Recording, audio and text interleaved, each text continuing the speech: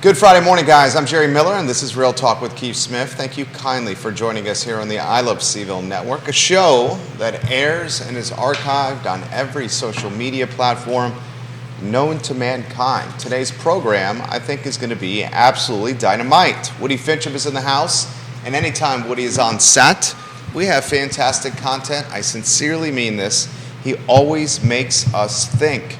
We also have the fabulous Heather Mull in the house. She's the owner of Placer Realty Advisors. We'll get to know her in a matter of moments.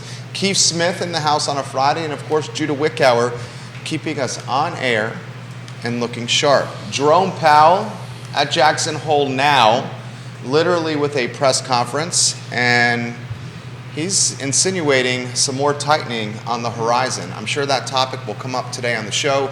Judah, why don't we go to the studio camera and then the four-shot and welcome Keith, Heather, and Woody. So Heather, thank you for being here. We've been trying to put this together for a while. I've been excited about trying to add a little bit of commercial conversation into our real estate little show that we've been doing for almost 550 shows now, Jerry and I. And Woody, it's always a pleasure to have you here. It was good to see you last night. I needed to bail to go visit the grandkids, but always a pleasure to be here, Keith. It was a good turnout. So Heather, I did a quick intro. I mean, you've got a couple of master's degree. You're a professor at VCU, but tell the folks about yourself a little bit, and then we'll jump in. Yeah, thank you. So I'm going into, actually 2023 makes my 30th year in the appraisal business. So I like to say, apparently this is what I'm doing when I grow up. So yeah, I do all commercial. I started out in residential, did residential and commercial both for a while, but it's been, over 15 years since then. So I laid the residential over to Woody. I just concentrate on the commercial, and also CCIMs. I do a little bit of sales also, but my main focus is on commercial appraisal and do a lot of just about every property type out there. So you focus mostly in Richmond or state of Virginia? Richmond and Virginia, pretty much everywhere in the state except for maybe far southwest. I don't go down towards Bristol very much, but other than that, pretty much all over Virginia. Well, I'm going to chime in what Jerry said about what Mr. Powell's talking about here in a minute, but would you give us a quick intro, brother? Well, I've been here a lot. I think most people watching know me, but our company is Fincham & Associates. We do residential, specialize in complex, equestrian estates, hobby farms. Do a little bit of commercial work with Heather. She's helping me along with getting my credentials to be a commercial appraiser at some point. But I was going to say, Heather, 30 years. You started when you were like 11? 5. Did you say 5? 5. Oh yeah, good for you. Good for you. So look, Jerry kicked it off. The news is the news. The likelihood of short-term interest rates going up, I think, is pretty high. Talk about that impact on your world and impact on the commercial market, because most commercial money is tied to prime. So let's just talk about that a little bit. It is, and it's interesting. Obviously, been watching this, and I'm watching. As soon as you heard, I heard Powell as we were starting, and interest rates. I perked up and just started staring at the news, but. Yeah, generally once we see the rates go up, cap rates are going to start to go up, and we're starting to feel that it's coming. It's already started some. It's just in our world, we're tied to any time that Powell speaks, anytime there's an interest rate, because unfortunately when cap rates start going up, values start coming down. So cap rates are capitalization rates? Correct, and that's your relationship of the rent to the overall, or your NOI to the overall value, and those cap rates start. Unfortunately, it's inverse. Higher cap rates, the lower the value. So we're starting. It hasn't overall, and of course there's pockets. So we haven't seen a huge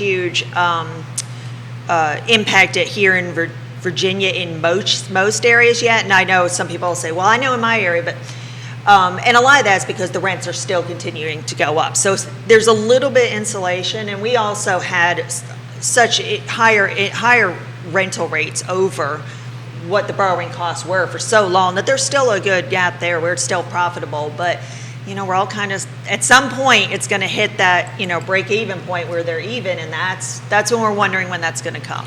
So I'm a recovering developer and builder, and I borrowed my money. So when this thing started going like that is when I got a little bit nervous. What class of real estate has the most exposure or vulnerability right now?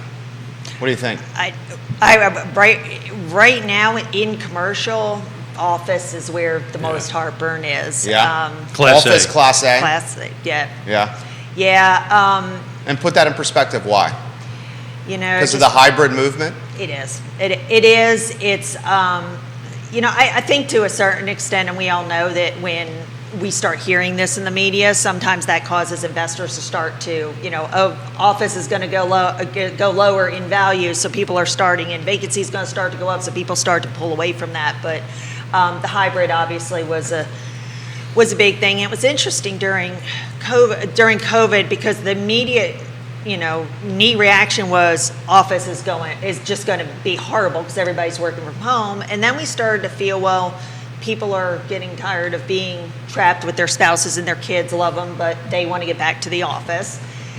So it kind of swung the other way where no, office is going to be okay. And now it's starting to constrict just a little bit more with, well, I think people are only going to be in, 2 days a week. So now companies are saying, do we really need this big of a floor plan? Well, we've had a local, Jerry can chime in on this, we just had a local commercial parcel just do that. It's a pretty, CFA Institute just was sold, and majority of the reason is the hybrid going back then, and now they're kind of diversifying the footprint and diversifying the who's in it, who's the leasable space. We kind of talked about this a little bit, and we'll get Woody to chime in here from this. Heather's got some fans giving her some props right now. All right, go ahead. I'm not watching. I'll drink coffee. Maggie Gunnell says, Heather is a major leader in the commercial space.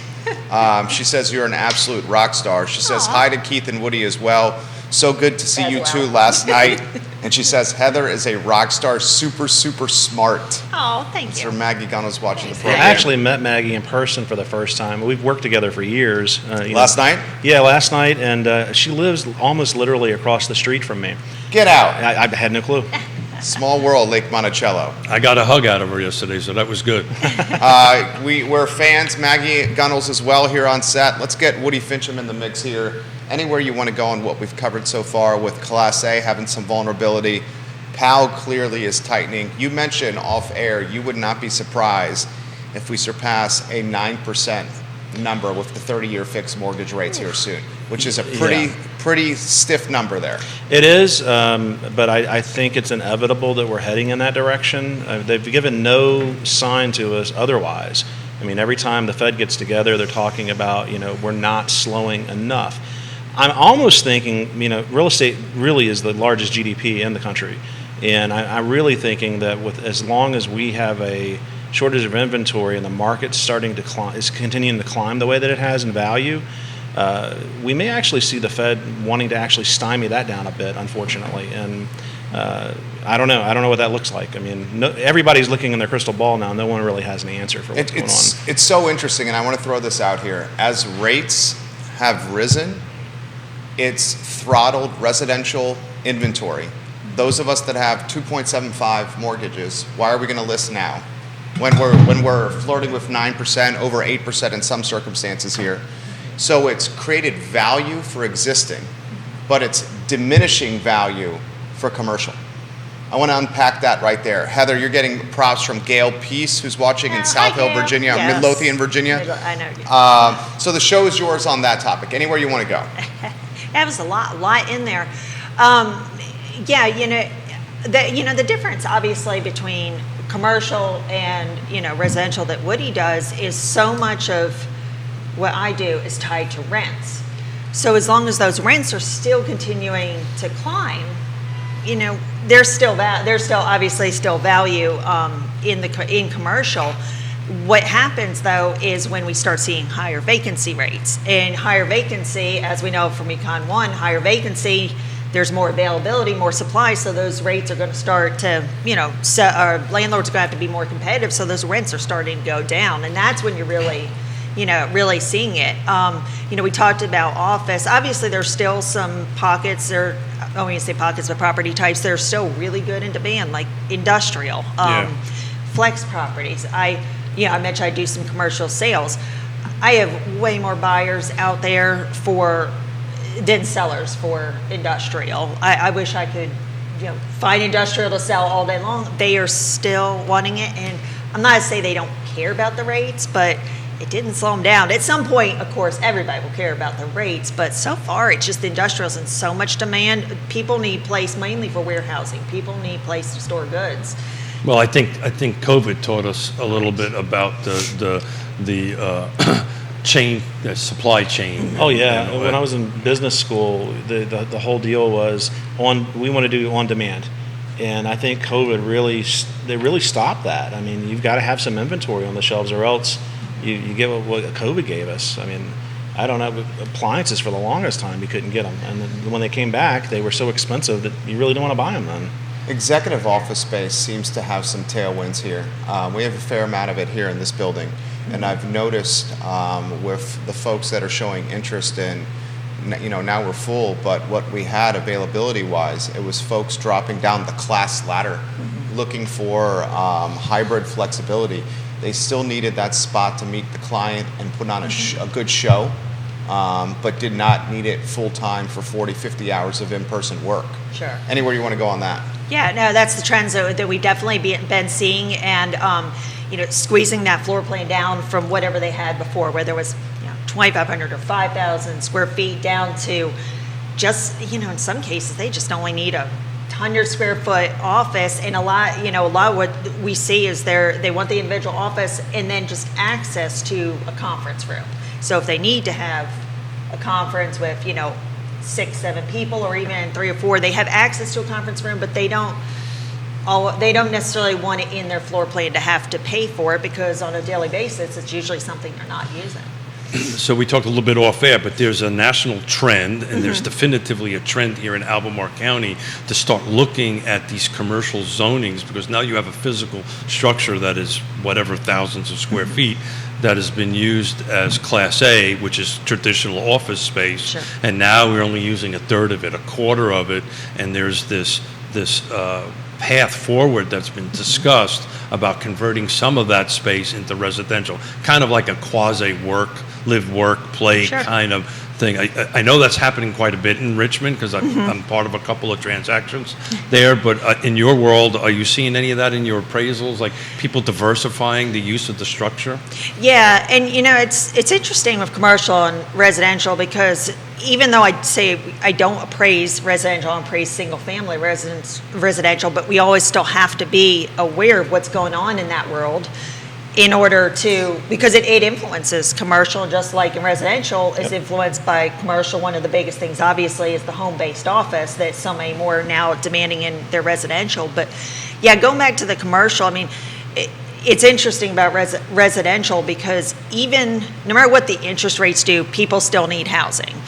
And for the most part, in most cases, you can still own as far as your monthly payment for less than rents are, because rents continue to go up in housing. So, there's always demand. So it doesn't, obviously we're seeing, just like you said, Keith, and we're going to continue to see that, because people need housing. And if you've got a building that's 2/3, vacant, where even if it's office or something, if you're not going to get office demand, then developers going to look, where can we, get that, what can we put in there? And the other thing that we're seeing too, if the ceilings are high enough, is taking those office buildings and making them into warehouse. I've had some transactions where they're like, it's finished office, we don't care, we're ripping all the office out, we need place to store stuff. So I think we're going to see a lot of adapted reuse, a lot of conversions into other uses, and I think I would hope that we would see zoning jurisdictions that are going to go along with that, because let's face it, no city or county wants to see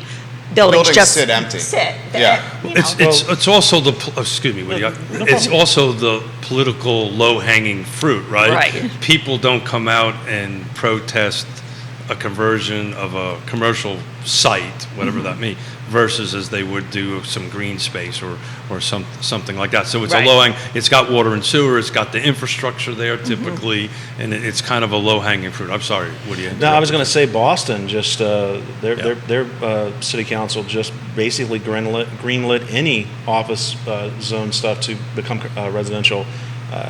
I mean, it's a great place to be. I'm hoping we see some more of that around here, actually. Mixed use is a big thing. How does that impact your world and your appraisal on the residential side? Well, if it's mixed use, depending on how much of it is, I mean, it really can't be considered residential unless it's more than 50% residential. So it really becomes mixed use on the commercial side if it's more than that. And, I know the cost to convert from office space to residential, it's rather expensive. Sure. So, I mean, as long as rents stay high, I think you'll see investors interested in doing it. But it's gonna be a high price point if you're looking to purchase. Like if they go condo, where you can actually purchase the individual units, that's going to be pretty high because they've got to recapture any cost they put into it. So help me walk through it here. This Yep. is a condo building. This is a condo building. We have enough share in the building where we control the association. Okay. If we wanted to convert from commercial to residential here, which I'm not sure I would be the guy, but maybe I exit to someone who has deeper pockets than me that can then make that conversion. How would you convert interior units that have no windows to residential? Could that even be done? You I can't don't think do that, so. right? Yeah, You can't you're do going to have some fenestration on the exterior for that. Okay. Yeah. So Okay. the number of units would just go down, right? Yeah, that's how it would be. You would just combine it with this one that has windows and take it back. Yeah, you need a form of egress, right? Yeah. You're gonna need that. So I wonder how many commercial buildings fall in that category where some of that interior space can't be converted, which to your point would just limit or drop Yeah. the amount of what you can offer the market for a Right. for rent or for sale standpoint. I mean, whether or not it's feasible here in Charlottesville is a good question. I mean, I don't know what the specific zoning requirements would be to do such a thing. And even if Keith, do you have any idea if there's an appetite on council for them to let them have it? No, well, I think there's an appetite on council yeah. in the city. The question is the cost. So I think there's an appetite in both Albemarle County and the city of Charlottesville, from elected perspective, to come up with some sort of plan that can help fix this issue, right? I mean, somebody mentioned supply and demand. Well, that's what this is all about, Yeah. right? Residential, commercial. I want to get into retail in a while because Yeah. I think that's a little soft. But look, I think anything that is some low-hanging fruit, and that's this whole conversion of commercial, I think you're going to see that happen. I think you're going to see it happen, move forward on the Albemarle County Board of Supervisors side. The reality of it is, what do we have to do here? I mean, I'm looking at, I just happened to simple Google search Richmond. There's 15 pages double-sided of vacant properties Right. just in the city of Richmond, right? And I did a quick look at it, and some of it is industrial, some of it is commercial. There's some great opportunities in Richmond. We just helped our daughter buy over on the West End, which Nice. is right next to Scott's Addition, which is blowing up. Oh, yeah. Over Yeah, there. that has been. Well, that's what's happening. They're buying up all these old industrial that's been decades sitting there, and they're now converting them. Stanley Martin Homes, one of the great sponsors of this program of what we do here, is doing that. They're buying up some old, fallen down industrial commercial parcels, and they're converting it. It's becoming this little hub hub over there. I just don't see that here in Charlottesville. I mean, you know the market here pretty well. And the one thing I was going to add into that too, that we have, especially in Richmond, but then I know you also have here is then you have the historic angle. So you've got a lot of those older buildings have historical protections. It took us 18 months to paint this building and put a new facade on. Oh my God. Literally for going through the approval process. Oh, wow. And is this an historical Oh building? yeah, this is historic. So, Yeah. okay. So 18 months. Is there a facade easement on it? It was, we used Formwork. Robert and Cecilia at Formwork to do this for us, so I don't know the exact details. But we had to put that new awning on, and the paint literally had to go to 3 or 4 different, would that be BAR? In the city, it's BAR. In Albemarle County, I think it's ARB. Yeah. But, City BR. The color or Color. the paint so it's the Architectural Review Board. Right, Yeah. but they were concerned with the color, right? Color and the awning. Yeah. Well, he's got two things going on. He's got Gotcha. that plus the historical Well, overlay. and Keith, you would know better than anybody sitting at the table, but when I was at the assessor's office, I recall us losing Cracker Barrel because they didn't want a front porch in the particular part of Albemarle where they Yeah. wanted to build it, and that's like their whole You can't have Cracker Barrel without a front porch. Right. I know. I bought a few rocking chairs. Yeah, where are you going to put your I know. rocking chairs? They're on my front porch. There's multiple layers to these things, and we're going through a zoning rewrite in the city of Charlottesville. Upzoning is probably the more common term of it. It's some version of it. It's probably going to happen. I'm confident that it will, but I constantly been saying then there's other items that you have to connect to it. If you're in an entrance corridor, right? There's that type of review. If it's a historical area, that's kind of a review. Plus this whole conversation we had about the building side of it. Is there egress and so forth and so on. But I want to get into retail, right? Yeah. So what our region, statewide, how's retail looking? Strong, not strong? Retail has been, and again, you go back COVID, and the initial thought was, okay, everything, especially restaurants, are just done, And retail, the properties that were kind of already on the downward slide pre-COVID, it just kind of accelerated that. So we've seen a lot go out. We've seen a lot of big box stores, but that's not really all that surprising. That was already kind of going on before COVID because of all the online Amazon. presence. Amazon, yep, exactly. So what we did find overall, again, I realize that people say, well, that's not my neighborhood, but overall, retail has held better overall than originally we thought was going to happen. The big box retail, obviously, a lot of that's going towards adaptive reuse to other types of properties. But restaurant, yeah, they had the dip, but most places I've seen, restaurants are still opening. They seem to be doing decent. You still have your ones that were just going to probably go, a certain percentage for all restaurants, and Woody has the culinary background, he can tell you more, but they're always going to go under. That's just the state of the restaurant business. There's a certain percentage that are just going to go out by nature. But they have not seemed to be as high as originally we thought. Any kind of retail shopping center that is grocery store anchored always tends to do good. But yeah, retail is, it's hopping along. It doesn't seem to have been as bad, with the exception of the big boxes. I've been living here since 1987. There's one thing I could never understand about the Charlottesville area: how many grocery stores we have. We're feeling like that We in have a lot. Richmond too. I don't get it. But anyway, the business model must work because they're still here. So Woody, from your perspective, we've been talking a little bit about the effects of COVID. Yeah. Has COVID just changed the real estate market forever? Well, from my perspective, yeah. I mean, this is just me looking at it from an anecdotal point. I don't have a lot of data to support it, but I mean, our new normal is different than anything we've ever seen. And, change is inevitable. Change is really what drives our market. And, if you understand change in supply and demand, you can be a real estate agent or an appraiser, But real quick, Keith, you mentioned the upzoning. We had that meeting at Carr a couple days ago with. Thank you for doing that. With both of the zoning directors or planning directors for Charlottesville and Albemarle. James Freeze and his team has done an excellent job of putting together one of the best looking zoning ordinance packages I've ever seen. I'm sure you've looked at it. Mm-hmm. It's very easy to read. A lot of pictures. It makes people with my low IQ level work well because I can look at pictures rather than read.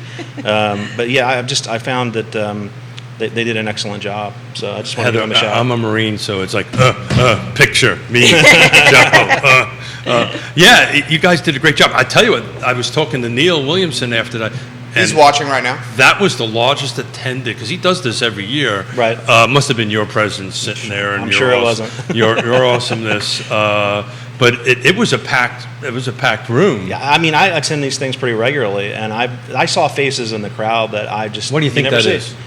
Well, I mean, I asked Neil the same question. I wonder what your answer I is. have some ideas. I mean, we're in a market where there's inevitably going to be attrition to real estate appraisers and real estate agents. I hate to say it, no appraisers showed up to that meeting that I saw. Sorry to hear that. And all the agents that want to do full service agency, which is still very much a thing, have got to be up on what's going on in the market. And if you're not keeping your finger on the pulse, and you want to sell in the city, and you're not paying attention to this stuff, I think you're going to get left in the dust. Did you So find that agents were up to speed? For the most part, I mean, there's a lot of really good agents in our market. They really keep up on it, and it's always great having conversations with those folks. But there are a few out there that where they sort of see it as an easy job, particularly the last few years.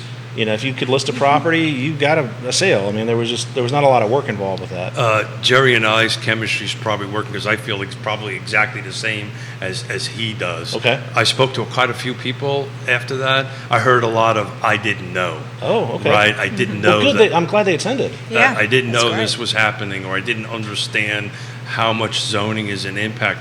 We're zoning geeks here, right? And we understand for decades what the thing is, but I'll let You have Jerry to be chime in in this because I business. bet you his opinion Yeah. and mine is the same. So first, let's give some props to some of the folks watching. Vanessa Marie. Well, first, let's say this. We need to get Heather Mull on the show because she's beloved here. I'm seeing like every corner of the Commonwealth commenting It right must now. just be my Facebook. Vanessa Marie is giving you some props Hi, right Vanessa. now. You're getting some love on multiple Facebook pages here. Let's highlight, is it Nancy that's watching the program? Neil's got a link that I'm going to highlight here in a matter of moments. I promise I'll get to that. Neil Williamson. Oh, it's Nicole. Nicole Allen Oh, yeah. says Heather's the absolute best. She's also said that I've seen skylights with shafts put in for interior units. So that's a little There you tip go. right there. Thank There you, you go. Nicole. How do you think upzoning is going to impact the Charlottesville city real estate market, Heather? I'm curious of your take, and why I think that meeting was incredibly well attended is because deal flow is slowing down. Realtors have more time during the day because that deal flow is slowed down, and right now they're looking for ways to either hustle or solicit or find business. Yeah. And activity breeds activity. Amen. We've been That's doing what I this- think is happening. We've been doing this so long, I could have recited exactly. The other thing is, everybody's now realizing our inventory is not growing. My prediction is I don't think our inventory is going to change for another 5 to 10 years. Well, I mean, if what Powell's doing here in Jackson Hole, if he does a rate hike in Q4, which I'm thinking we're going to see a Yeah. rate hike here in Q4, as Woody said before the show, I would not be surprised that we're flirting with 9%. If we're flirting with 9%, 80% of America has a 4% or under 30-year fixed mortgage. December, 80% of homeowners here. I'll leave the name out. December of last year, I had a conversation with a local president of a local bank. I'll have to be careful because if I go any further, everybody's going to know who it is. And that person said, by the end of this year, it'll be 9. Wow. And I think he or she is going to be spot on. But why do you agree with me that inventory is not going to increase in the next it's going to take 5 to 10 years to So increase? I just want to clarify, when you say inventory, you're talking about residential, I'm- commercial? Well, definitely residential Right. because I'm in the residential space, but even commercial. Why is it not going to increase? Yeah, so there's a couple reasons. Professor, you by know, the way. Adjunct. So there's a couple reasons. One is we still are having problem with logistics. So obviously your inventory comes from two sources. You're building, or people are just putting more stuff on the market. Well, people are building, but of course costs are going up. Logistics, it takes longer to build. It's getting better, but it's not where it used to be. Plus, there's, just the long permitting times that certain jurisdictions take. They're doing rezoning. But then as far as what's on the market, and I still, like we said, even with the rate hikes, we still have more buyers than sellers. And a lot of it is they got in at that, even on the commercial side, they got in at that 3%, 3.5%, 4% rate. their mortgage payment, their debt service, I'll say, is here, but their rents are still way up here, and they're saying, I'm making such a good profit, every year, every month between my rents and what it's costing me. Why sell? Where else am I going to put my money? But the big difference between commercial and residential, and I got a text yesterday from somebody wanting me to talk about 40-year mortgages. And I think I'd already own the thing. I said, I don't know if I want to talk about that right now. But typically, 40-year mortgage is right there in the same basket as financing a car over 10 years. There you go. You don't do it. Don't do it, people. I've danced around that topic. But the typical length of a commercial purchase loan is not 30 years. Right, that's it. So they are going to be Exactly. coming up against refis pretty darn Right. quickly. And what impact is that going to have? So that was good. That's where I figured you were going. So most of the notes, we'll say on average around 5 years, Yep. and they have to refinance. That's if we figure we had this big boom of purchase, with low interest rates, 2020, 2021, into 2022.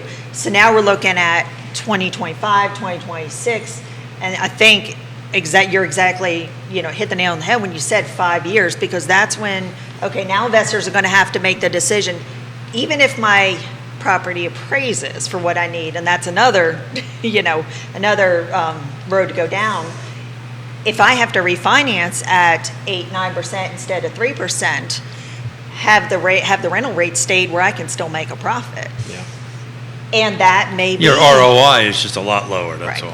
That, But you're holding on to the asset, right, right? Because that's going to appreciate right. on it. And Yeah, and hopefully, that hopefully we've had appreciation. The cap rates raising though is gonna press that down Sure. some too. Of course, nobody has a crystal ball or. Actually, we I don't. do. You do you? Yeah, we got a couple of them right here. Because Do they work is the question. Oh, we yeah, would yeah, all yeah. be because We didn't ask that. billionaires by now.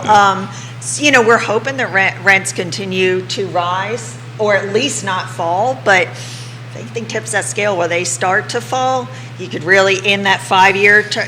We're starting be on underwater. 2025 Yeah. exactly, Yeah. 2026, and then they've got to make the decision. A, do I want to sell, or B, unfortunately, maybe the bank's not going to refinance me, and I have to sell. So that's when you will see. I got inventory to tell you, I think I think on the residential side, there is no such thing as a bubble right now. I really don't think that Do there you is. agree with that, Heather? I do. Yeah, Woody? Yeah. Yeah. I think we Just have because too everyone much has too much demand. equity. Yeah, I mean, that. my wife and I right now, we were talking last week, we will never sell our house, 2 3/4. I mean, You'll rent it. If I decided to move into a new house, I would hold that thing right now. I'm positive $1,800 a month. Yeah. I mean, that's great cash flow. That is, the first person who put that on my radar was a UVA economics professor that watches our 1230 show religiously. And after every show, I'm getting, not every show, but a lot of them, a 1,000 word breakdown of what we talked about in my DMs. And he said the next phenomenon, he asked me not to name his name, been there a long time. He said the next phenomenon we're going to see is the folks like us who have a sub 4% mortgage choosing when we want to either move up or move out or slide up and down the ladder. We're not going to sell these houses. This is a repeat of post-World War II. There you go. Where you had the veterans coming back and buying. They were capable. Everybody moved into the big city, and they would buy rental multi-units, so that a duplex, tri, or a quad, and they would literally have no mortgage payment, so they could rent out the other units, and it started them out. VA buyers are going to be able to use their entitlements for this, and I think a lot of veterans are going to be in a great position in a couple of years to do exactly what we're talking about. I read a very interesting article, thank you for bringing that up, put by the New York Times, actually saying that same exact thing, that this is post-World War II we're in right now. But they go back to the bubble. I think commercial's the bubble. I think you just outlined when these people that are in these 2 to 3%, and now they're at 9 because you usually commercial, they didn't have anyone at 2 to 3 because it's a point or two above prime that's to exactly. get into Says commercial. prime. Well, one of the Four. things Yeah, that could 4 to 6 probably. But they're doubling now. Yeah, well, they're considerably higher. If he takes us to, it could be a double-digit rate that some of these folks have. Yeah. When they have to refinance. Well, there's one section we hardly ever focus on the show, and that's agriculture.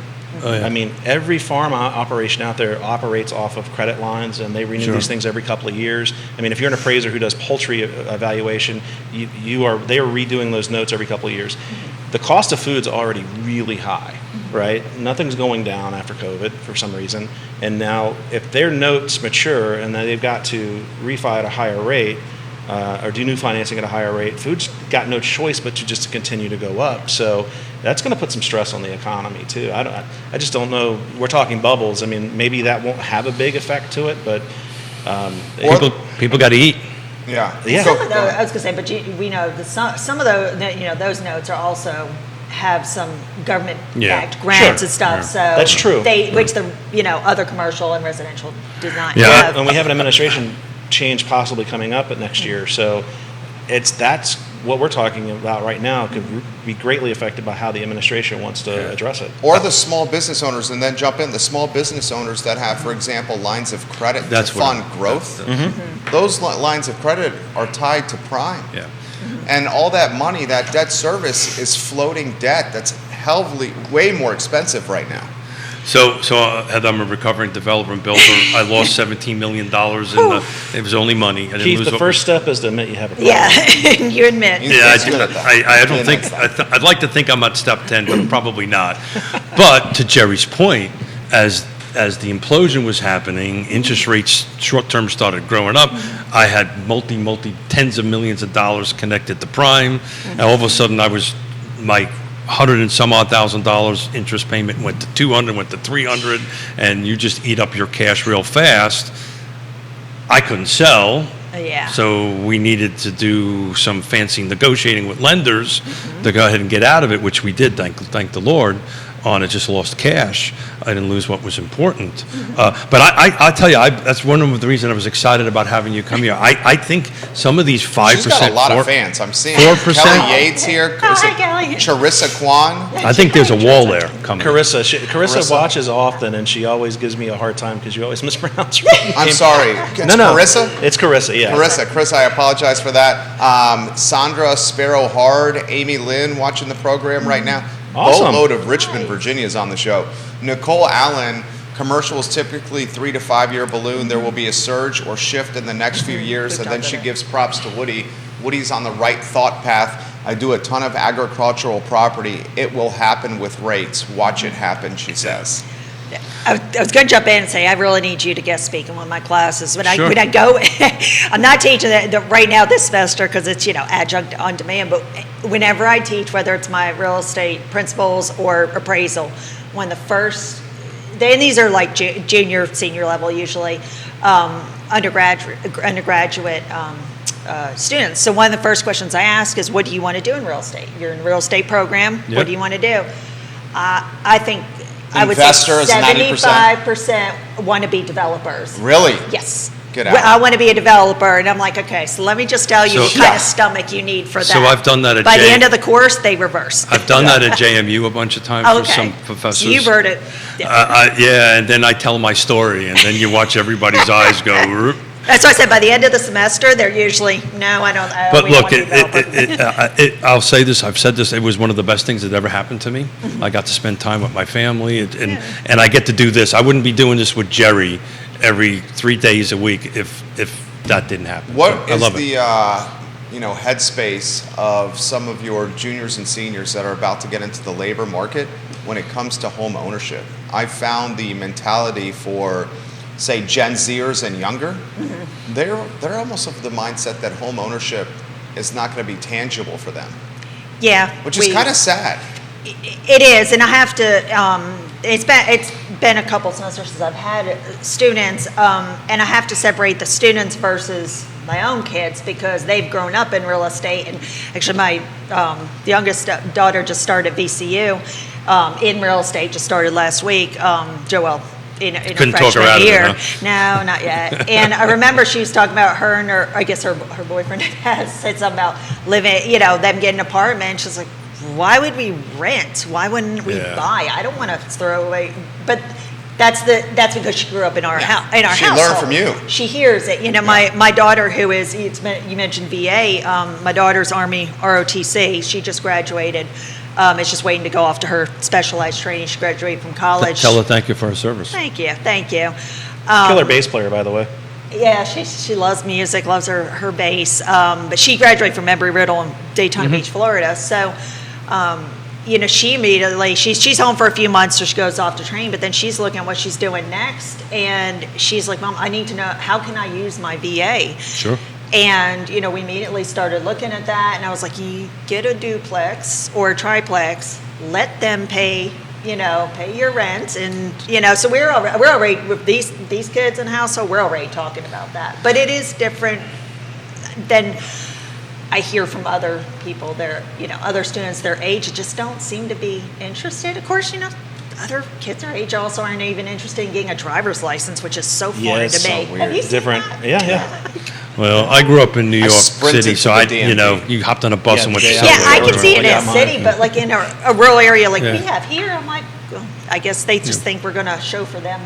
We're their personal Uber drivers forever. I'm So, like, no. so Woody, staying on this 5 to 10 year before I think the ship is going to get righted on inventory. A, do you think the same way? And B, what do you see out there in your little tool belt there that we can help fix this a little bit from your perspective? Well, I mean, the market's going to do what the market does. I don't know that we can fix it. Great answer. I think the only adjustment we're going to see is if we have a major economic event nationally, which is possible. I mean, and I don't want to talk politics at all, but with the way the country's going right now, we might see something. And there's an election on the horizon. Yeah, it's getting crazier every day out there. Yeah. So if we have a major shift at the national level, that could really impact things. Charlottesville's been very insulated to a lot of that because, we've got the university and the hospital systems here, NGIC and all of that. So as long as those sectors continue to grow, which I don't see anything that's going to shift that, because NGIC's DOD funding and that's also PsyOps too, so they get funding from that part of the government too. But the university is continuing to grow. They're projecting to grow a bunch over the next 20 years. So I just don't see it. And with it being the flagship public school for the Commonwealth, I mean, it doesn't shrink. I mean, has their attendance ever shrank? No, I think we're going to have 6,000 to 10,000 incremental residents to the Charlottesville, Albemarle area in the next 5 to 10 years minimum. And these will be with six-figure salaries with the birth of the data science school, Yep. the Biotech Institute, and UVA's commitment to expanding enrollment. Plus, I don't think we really understand the impact of Albemarle County dropping $58 million of taxpayer dollars to acquire 462 acres in northern Albemarle to build that defense campus for the defense sector. I think we'll see a lot of businesses birth from that ecosystem. And I'm going to add reality to that. I'm the chairman of the Piedmont Community Land Trust. We're looking for an executive director. It's a six-figure job. There you go. I don't think they can pay Heather enough for that. Yeah. No. I know, Yeah. you know how much I'm traveling. Yeah, to she has no conferences, time for like that anyway. 12 flights a year. I don't know how I would. I look at all the stuff she volunteers for, and I get weary looking at it. I mean, she's all over the place all the time. That's great. Keeps you busy. But our applicant pool is like in very low. Really? No kidding. And the number one reason is the cost of living here. Why don't we throw this? What do you think the average median household income according to HUD is for this area? This may shock you. Median household income, HUD-backed statistic for It's this higher area. than Miami's. Really? I don't know Miami's. But Well, with that six cocaine figures? market down there, you figure it'd be more. It's kind of gone off a little bit. Cocaine business a little bit. 123,300 For me, wow. So for those that. Central Virginia. Yeah. So I was on a Zoom call with people from all over the country because I'm doing a little bit of speaking. Isn't in that bananas? September. That's high. Yes. Miami's in the 80s. Wow. And that's, as Jerry outlined, it's the high paying. Where was job. Nova at? Excuse me? Where was Nova? Did they mention? Northern Virginia. Yeah, I could, if somebody wants to do that, I can find out. If somebody wants to I check. was just curious, I just could, curious. I I mean, could. I would imagine Northern Virginia is higher than the 123.3. Yeah, I but think it was like 190 something. it's extremely high for Central Virginia, but it just shows you the impact that the University of Virginia has here. Yeah. Yeah. I'm curious of your thoughts on because it's a great topic for a talk show, on how upzoning, where loosening zoning restrictions and encouraging either granny flats or ADUs in the backyard or density with apartments in certain districts, how that may or may not impact pricing and values once it's truly implemented. Yeah, just kind of like we talked earlier, anytime you're putting more supply, into the market, I mean, it's obviously, going to help with that demand that's needed. And I think it's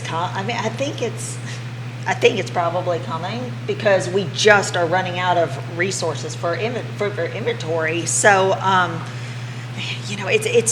it's so hard to say. You would think that it would help regulate the prices the more that you're putting into the. It's such a low question because you would think that, okay, well, it's going to make the prices a little more reasonable. But then, just like you said, with the population that's incoming, it becomes, can we do that fast enough? And it's a balance because you also don't want to adversely impact. I mean, there's a reason we have zoning, but zoning can be, don't get me started on zoning. I know. I spent a lot of time reading zoning codes. So it's like you don't want to tip it where you're doing something adversely affecting us, values yeah. in certain neighborhoods right. and what. But you also, you need to put more inventory. You got a lot of folks positioning land for sale at premium prices, and in the copy of the listing, they're saying once zoning is approved, you can do this. So we're going to list this land for considerably more than its value today. I've had 2 speculative investors buy property recently that we were doing the appraisal work for, and that's exactly what they're doing. I'm also hearing for the first time people wanting to move out of the city because of that. I've got 2 clients. I think they're going to be sprinting to HOA neighborhoods in Albemarle County to maintain quality of life for fear of density and what that could do for congestion, parking, vehicles in the road, in front of their houses. That's going to just drive pricing up even more in those HOAs. 100%. And the way that the zoning that they're doing it, I think, is they're trying to get the private market to be a solution, which I always applaud private market solutions, but it's going to trickle in inventory. And I think all it's going to do is give steroids to pricing going up. I 1,000% agree with you. So Arlington, Washington, Alexandria, DC, VA, Maryland, HUD Metro, median family income, 152, 100. It's not that far apart. Not that far apart. Yeah. So Not is that far. Charlottesville, Central Virginia, number 2 in the Commonwealth? As far as cost of living goes, it's always been the case. Yeah. Charlottesville area has always been number 2 to that. Northern Virginia. Yeah. Let's see what Richmond is, since you were our. I'd say Richmond's below 100. If I put the over-under at 100. I believe it is. I Yeah. also looked. How is the Richmond market doing that you're seeing, Heather?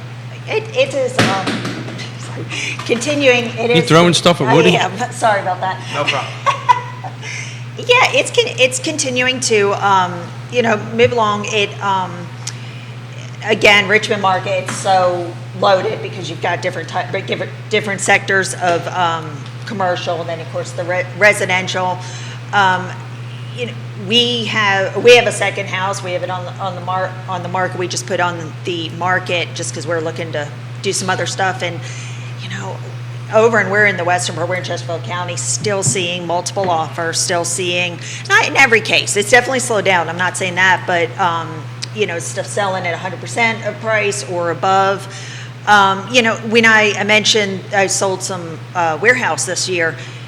And both of them had multiple offers. And I'm over here going, I do commercial. We don't deal with multiple offers. I'm going broker going, how do I, this is different. This is a new world for me. Sure. So that's still, what's interesting about Richmond, and you started to hint on it, is going out of the city. And I was going to say, what I'm seeing a lot more locally and in the appraisal business is a lot of interest in a little bit more rural areas. One, because people are, and this is on commercial and residential, people are able to work from home.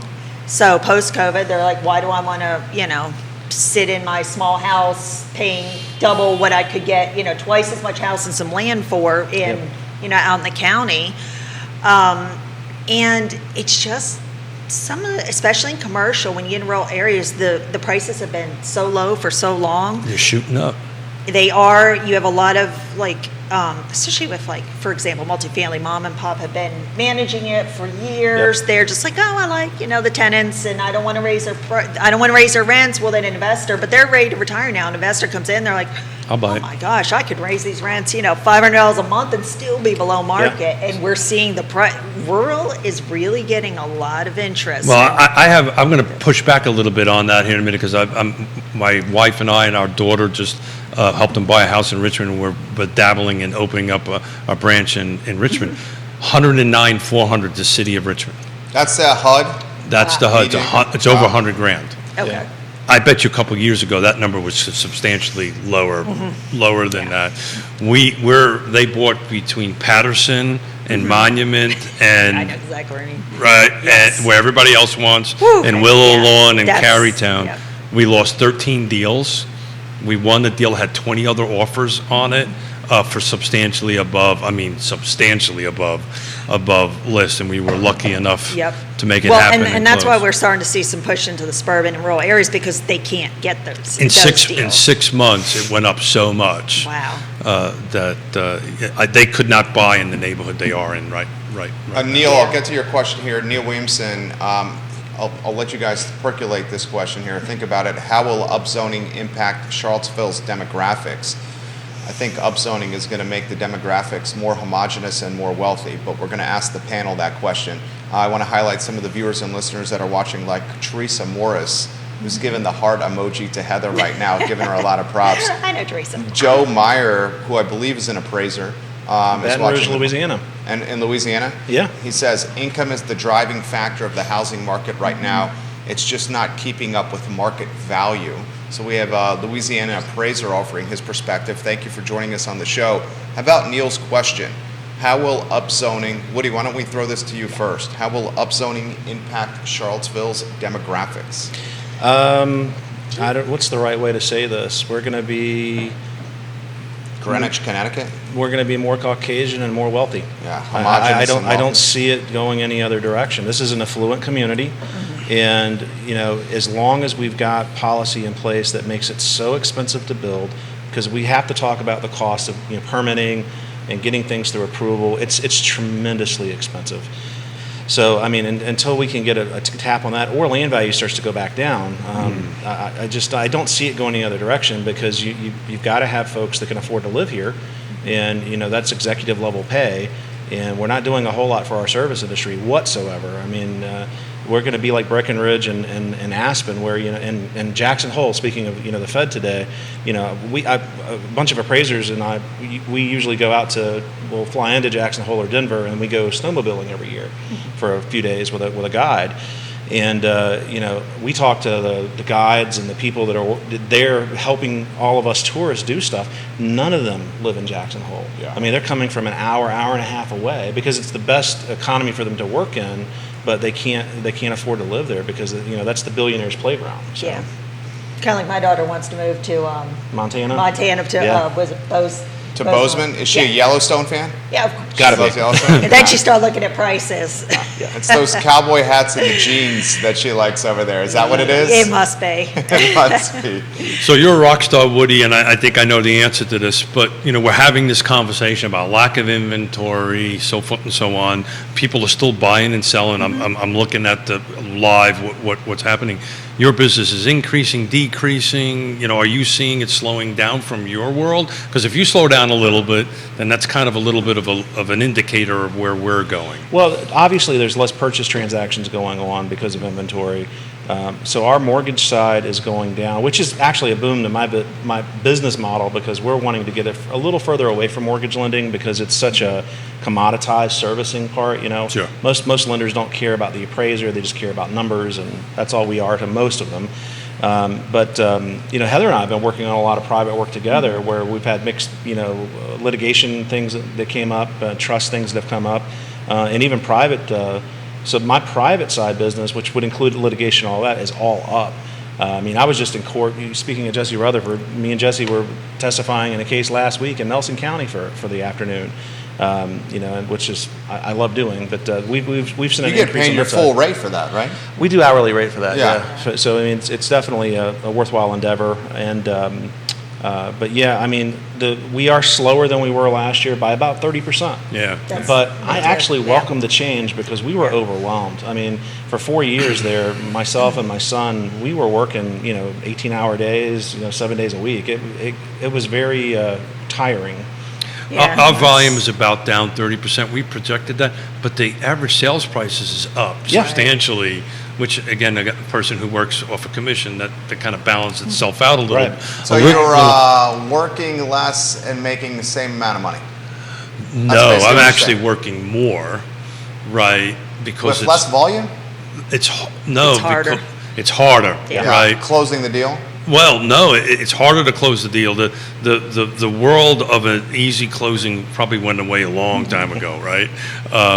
But now, we are spending more time with buyers and sellers and helping them navigate the process, right? Particularly on the buyer side, right? It's just a lot of time. And we've been in it forever. We're used to having clients that we help for years before they either buy or sell. But that's kind of where we're going back to. The 2020, 2021, I got a buyer or I got a seller and things are Right. moving rapidly. We're back to where skills matter, professionalism Yeah. matters, who you know matters on that end of it. So I'm loving that part of it, but you got to work harder at it.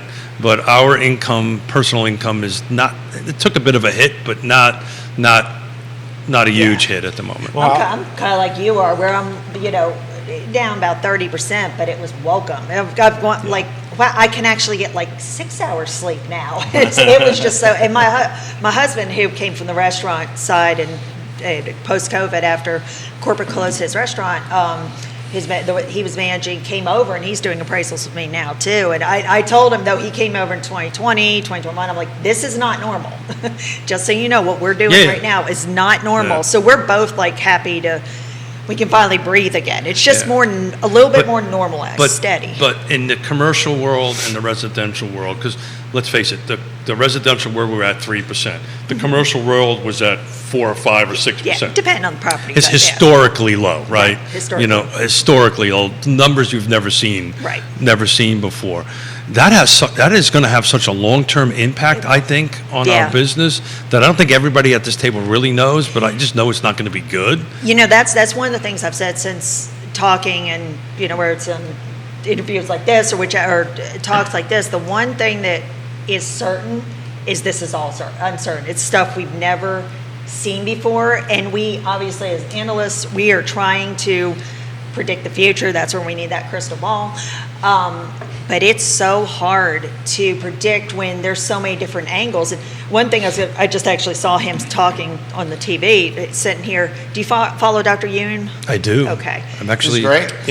he's coming to do our economic forum. He is coming. He is And coming. the day National before- Association of Realtors chief economist. For those that don't know, Dr. Hune. So I always follow him anyway, but I'm also chair for NAR. I'm chair of their commercial economic forum next year, and Dr. Yoon, speaks to us as part of that. Listening to him, and I'm telling you, when he speaks, people listen, especially with NAR, the realtors listen. He kind of takes a different perspective. He's predicting rates lowering. Whether it's commercial and residential.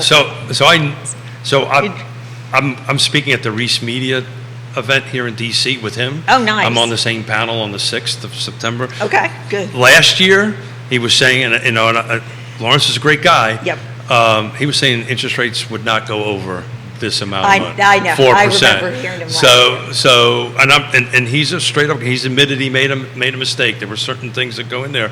Everybody's going to listen to him closely. I mean, the lead headline on CNBC right now that Jackson Hole and Powell's done, this is literally the headline on CNBC. Fed Chair Powell calls inflation too high and warns that we are prepared for more rate hikes. Yeah. What's interesting is Dr. Yoon doesn't really give his opinion as far as I think the government's doing this wrong or something like that. Yeah. First time though, earlier this year, we were in DC at NAR in May. He actually said they are making a mistake by continuing to rise, and we were all like, "Wow!" He's starting to be a little bit more aggressive. I've noticed about that. But the thing is, whether he's right or wrong, the realtors in the room Listen and Right. react based on what he's saying, whether it's right or wrong. Oh, he has a So- big microphone, and as far as economics go with property. But I mean, he's also working for the largest, sales trade organization in the world. He has to be a little rose-colored glass to do what he does for a living, and I respect him. I think he's one of the best economists out there. Super smart. But he's also he's limited to the data that's in front of him, and no one's certain about where this market is going. Well, and that's why I said that even listening to, what he's predicted, and the only certain thing is it's uncertain. Absolutely. We're trying the best we can to make these predictions, but Do you this is listen just to different. Dr. Lisa Sterevent at all? Yes. Yeah. Yeah, I was actually chaired the VAR Economic Committee last year, and Dr. Sturdivant, before she went to, I think she's with Bright Bright now. She's with Bright now. She was over there. She was kind of like my right-hand person. She's very direct. Yes, she is. She's very direct, and we'll tell you what's on. Well, she studies the dismal science. I mean, it's you have to be. So just a little positive news, right? Yeah. This last week, so I keep a track 7 days going back in our footprint. This is residential now, and our footprint. This Friday last week, there was 46 new homes that came on the market. So this is a 6-jurisdiction area from where we're sitting: Charlottesville, Albemarle, Fluvanna, Nelson, Greene, and Louisa County. We're up to 68 now. So more inventory. So we just picked up a substantial, you guys are smart, you can figure out what the percentage is on that real quick. But we picked up from 46 to 68. Now, the pendings are flat. Last week we had 55, we now have 52, so we're just a little bit low. What is sold and closed last week was 75, we're now down to 60. So inventory is starting to tick up just a little bit. That could be seasonal, though. I was going to say, so it's always I was been just known. about to ask what you think that was about. These 2 weeks, last week and this week, which is when we list our other house too, are known, other than the time between, Christmas and New Year's, as the 2 slowest weeks for real estate of the year. Yeah, everybody's kids are going back to school. They're not, that's what and they're even if you distracted. don't have children, I mean, all the cheese boxes driving the kids around in the county. I mean, I try not to schedule curious to around see what when those stats say in school 7 days, lets if it out, was because just- it really Well, slows let's me down take getting a around. picture of it. Let's see what it looked like 2 months ago. What are you taking a picture of over there? Inventory? Yeah, well, I've already done it. I'm just going to go back to, so back in July 30th, that number was 40, not 60, not 68. Let's see. Albemarle Okay. County, year over year, Q2 last year versus Q2 this year, values jumped 11%, Heather. Wow. Do we And that's anticipate? despite rate hikes. Yeah, right, undoubtedly. Do we anticipate a double-digit appreciation year over year this time next year? What's your crystal ball? I'm commercial, so that is more of a residential. What do you think I'm about gonna kick that, that Woody? over to Woody. He would have a better feel. I think we're going to Good see shave, by a the little way. taming of pricing, I just don't think because, there will be, but I wanna I was see what looking it at is. 2 bedrooms in Albemarle County this morning for some market analysis I'm doing for an assignment, and there's actually pretty decent amount of inventory on. I mean, for what we were used to for the last couple of years. I mean, there's 5 2-bedrooms between 300,000 and 500,000. Low acreage, and also their median days on market for those 5 properties are 25. So things are starting to lengthen out a little bit. Now, 2 bedrooms are a very niche product in the residential sector, because when you get to 1 and 2 bedrooms, they really kind of suffer a little bit because there's not as much utility. A family really can't move into it. If you've got a couple of kids, you need 4 or 5 bedrooms. So they sort of perform a little differently than the rest of the market. But I was surprised that 25 was the median. I want to pick your brain on DOMs here in a minute, but everybody would agree like mid-May is the other surge in the market. Yeah, So I'd I'm say looking so. at May 15th, 5 days back, it was 68. So to your point, Right. we're kind of cycling back up, and I think we're now back to more seasonal as far as residential goes. Commercial, I think that's always on a need basis. Well, we're back to normal. The fervor's gone. And some of you just said that's that 1 bedroom. It's been a trend since COVID, is even if you were traditional 1 bedroom, now a lot of people are wanting the home-based office. So they're also going into the 2 bedrooms because they need that extra bedroom for an office. So it's even hurting that one even more. Yeah, for sure. So Woody and I are working on doing a show like the first Monday after the end of the month to talk about stats, right? Because he's a genius at it and he's helping me out. Stats. But we're looking at DOM. We're looking at Woody's able to help us out number of listings. So actually, you can't pull that from cars. So we're going to start providing that information for real estate agents that are watching, and we're going to store it on the website that we have here. But look, DOMs. I've been tracking DOMs for decades, It used to be 90 days was I like, remember. right? 90 days used Yeah. to be the day. Do we have a new norm? Is there a new number? Is it less than 90 days now where we got a balanced market? Are we now looking at 30, 45, or what's your thoughts on that?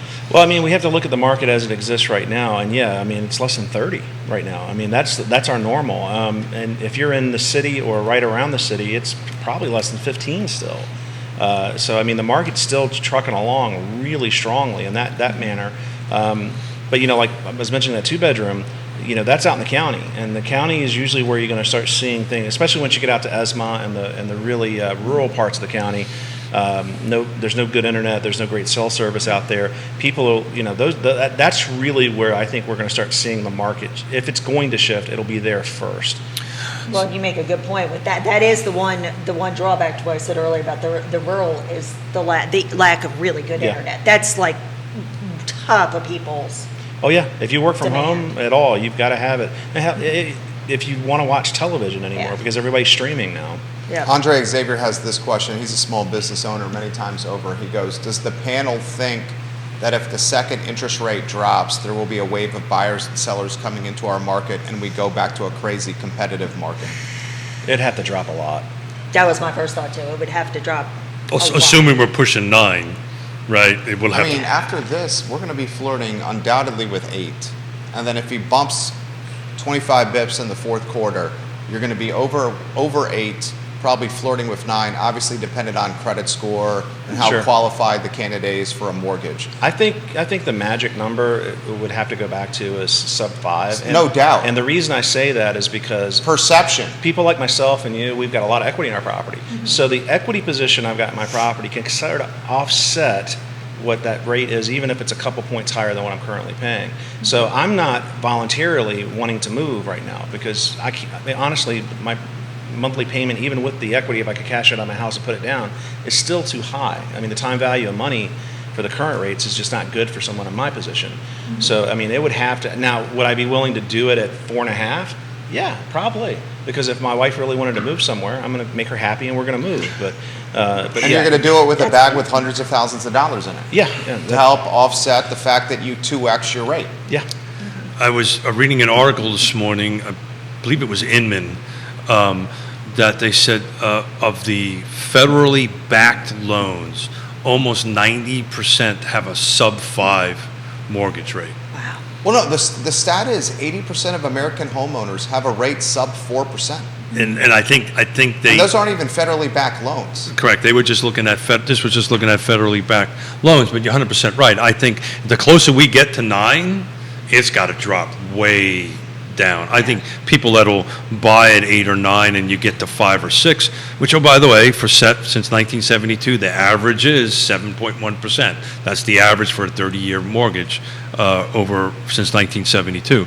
But generally, the rule of thumb is got to drop about 2 points, Yeah. right, in order to refi. Is that the same in the commercial world? Yes and no. I mean, it's so dependent on a lot of other factors, such as the income, the rents, and Sure. some refi for just really other reasons. They need, they want to Cash. expand, they want to take cash out. They need a tenant that needs built. That hey, we can get this no large tenant in, but we need to finance stuff because we've got to do build out for them. So there's a lot of other factors. Well, I mean, if we drop 2 points now, we'd be around 6%.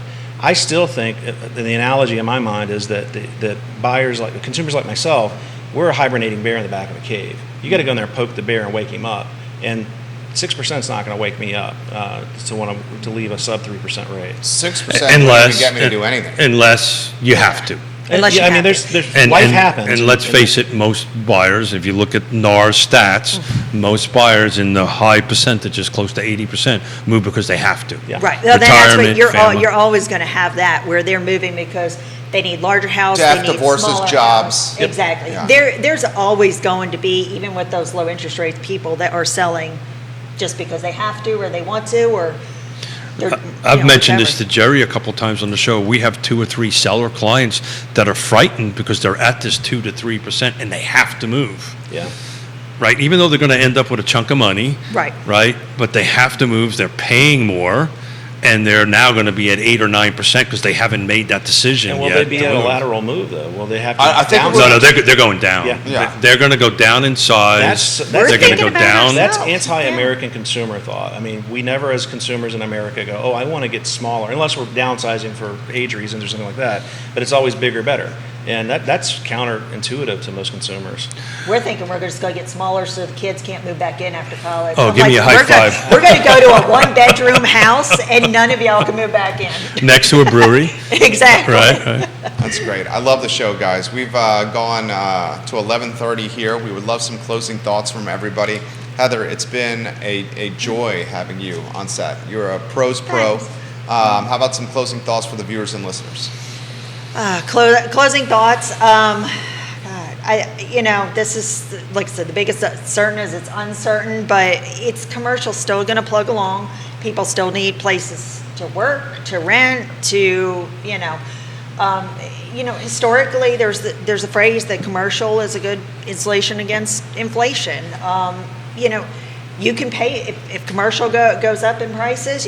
As long as your rents are going up and you're still, your RO, depending on where your ROI is, it's still a great investment. I like it. Woody Fincham. I think going back to what Keith was talking about earlier, my closing thought would be, I think it's super important for consumers to seek out very qualified, veteran professionals that are working in the real estate space. This is a market that is very competitive, and you got to have a good negotiator. And on the appraisal side, hopefully the lenders are looking for appraisers who actually know how to do market analysis. Because that is super, super important right now. It really, I think the limited servicing agencies are going to see some problems because, really, it's not beneficial to the market overall. So I think consumers are going to really see, because we talk about the value proposition of being a realtor, because I'm on the board at CAR, and of course I'm not speaking for the board whatsoever, but we're trying to help agents figure out how to define what that value is, and I think that's really where we're going to start seeing more value in full service agency. I had an interesting conversation yesterday with some folks at the event that we were at, and I was good to hear that CAR is trying to move into that direction. I think that's the right thing. Look, 68 homes came on the market this week. 53 are in pending, so homes are coming on, homes are going under contract. Even at this elevated 30-year mortgage rate, to Woody's point, hire a trusted advisor. We've got a bunch of them at this table.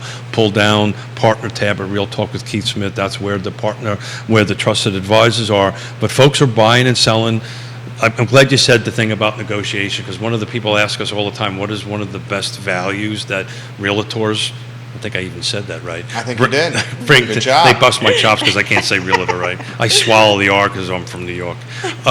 Is our negotiating skills. And that starts with negotiating with the buyer and the seller to help them navigate through the process. Maybe navigation's a better choice of words. But thank you for coming, Heather. You're Thank a you rock for star. having I've been me. wanting to have this commercial conversation I and geek appreciate out a it. little bit. So thank Yeah. you. And if I can help in any way, reach out. I appreciate Woody, it. thank you as always, man. Yeah, you guys were fantastic. Heather, Thank you. Keith, Woody, Judah, thank you to you as well. The show is presented today by Yes Realty Partners. Find the show archived at realtalkwithkeithsmith.com. The show airs Mondays, Wednesdays, and Fridays at 10:15 right here. The I Love CVille show is up in 1 hour at 12:30, guys. Thank you kindly for joining us. We'll touch base with you in approximately 59 minutes and change. Take care. Good work. Thanks, guys. everyone. You were awesome. Thank you. Be awesome.